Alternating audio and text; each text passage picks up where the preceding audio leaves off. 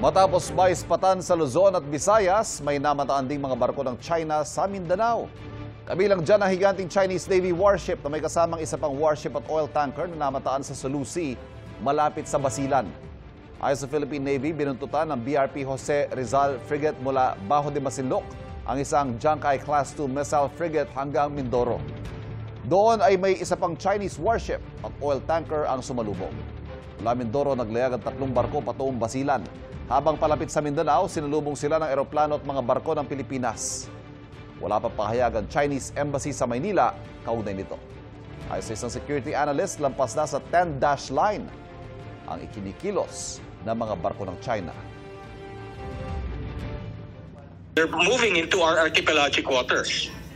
So that's actually beyond the 10-dash line. It's a show of force. Kasama yan nung pag-deploy nila nung kanilang Coast Guard, yung monster ships, no?